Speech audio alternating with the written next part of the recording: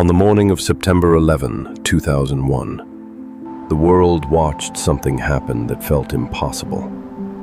A normal morning in New York suddenly turned into one of the darkest moments in modern history. Two planes hit the Twin Towers. Smoke filled the sky. People ran through the streets. News channels stopped everything. And millions of people across the world watched live, unable to understand what they were seeing. At first, many believed it was a terrible accident. Maybe a pilot lost control. Maybe something went wrong inside the plane. Maybe it was a tragic mistake. But then, the second plane appeared.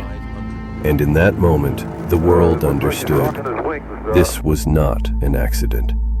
This was an attack. And that attack did not only destroy buildings, it changed politics, it changed security, it changed wars, it changed the way governments watched people, and most importantly, it changed the way millions of people trusted the official truth. Because after 9/11, another story began. A story of questions, a story of doubts, a story of theories. Was everything truly as simple as the world was told? Or was there something deeper hidden behind the smoke? This is the story of 9/11, and how one tragedy became the birthplace of the biggest conspiracy culture of the modern age. The morning that stopped the world. September 11, 2001. New York City was moving like any other morning. People were going to work. Offices were opening. The streets were busy. The Twin Towers stood tall above Manhattan, symbols of power, money, and modern America. Then suddenly, a plane crashed into the North Tower of the World Trade Center. The explosion was massive. Fire and smoke came out of the building. People below looked up in horror. At that time, many people still believed it was an accident. News channels started broadcasting the scene live. Reporters tried to explain what had happened. Viewers around the world watched in confusion. But while cameras were focused on the burning tower, something else entered the frame. A second plane. It flew directly into the South Tower. This time, there was no confusion. This was deliberate. This was terrorism. America was under attack. In the following moments, the fear became even bigger. Another plane hit the Pentagon. Another plane, Flight 93, crashed in Pennsylvania after passengers fought back. The entire United States went into shock. Airports closed.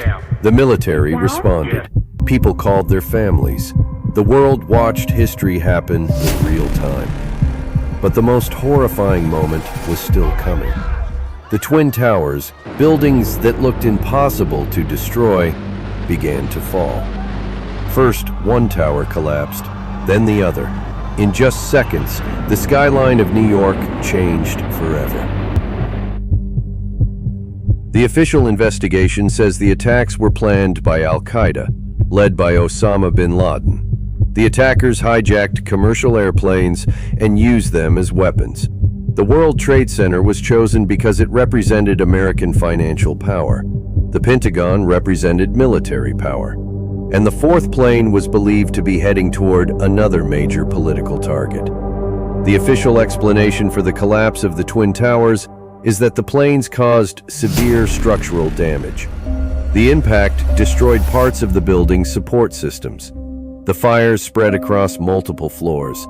The heat weakened the steel and floor structures, and once the upper sections began to fail, the buildings collapsed downward in a chain reaction. This explanation became the official version of history. But for many people, it was not enough, because they saw something that looked strange. They saw the towers fall almost straight down. They heard eyewitnesses talk about explosions. They saw dust clouds, broken steel, and sudden collapse. And they asked one question: how could two buildings so strong fall so completely? That question opened the door to a different world.